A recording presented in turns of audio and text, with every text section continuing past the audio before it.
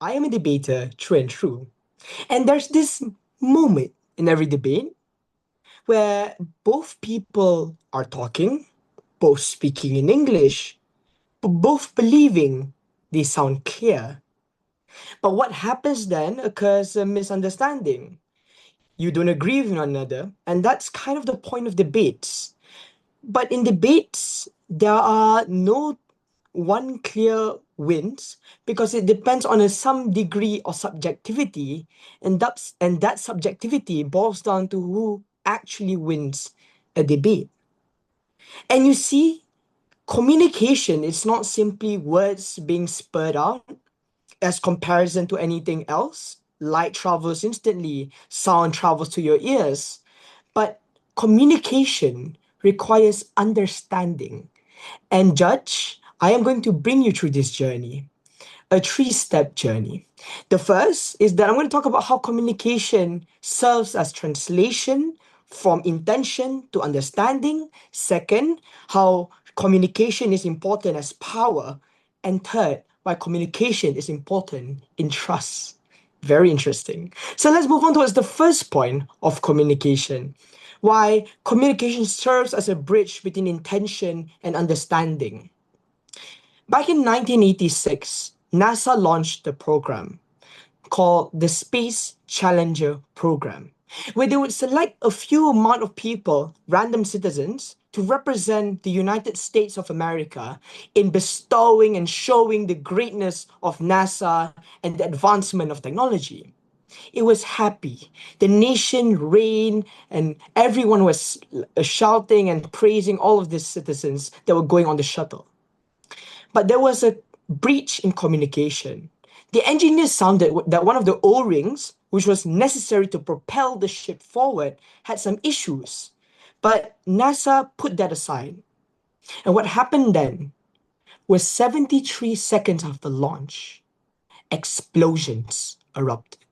All of the passengers died instantaneously, and the whole nation was there to see, and there was consequences. How when there wasn't any sort of bridge in communication, if there was some more inert pressure coming from the engineers, coming from the public, then these things wouldn't occur. And it relies on us as well as individuals predominantly, how we oftentimes don't hear the sounds outside, and we oftentimes think using our heart and never with our heads. And second, how can communication then be a form of power? In 1940s, the United Kingdom was in a standstill, a crossroads. They were alone against Germany, and there was nothing they could ever do. But Winston Churchill brought up his Gustavo and said to his other people that we shall fight on the beaches and we shall never surrender.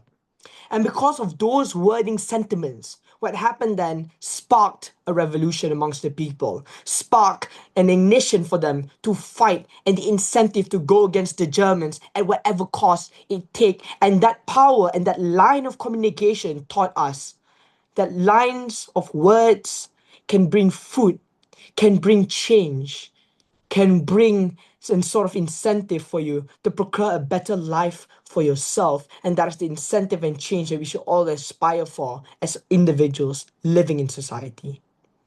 But third, and this is the most empirically true, how communication can serve as a form of truth.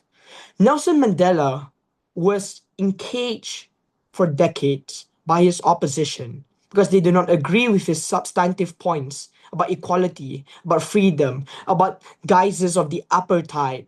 But what happened then? He did not rally out with sentiments of connotations of revenge. He stood alone against thousands and thousands of citizens of South Africa, and what he did shocked everyone. He laid sentiments of truth and trust, not of hate, not of anger, but genuine communication that connected and transcended boundaries. And people believe that the way you achieve justice are not through premature means, but through means of legitimacy, through means of getting your solvency in the most auspicious way and correct way possible. And that applies to us human beings. We oftentimes transcend boundaries, transcend lines of communication, but being clear serve utmost importance as displayed through all the examples given. Thank you.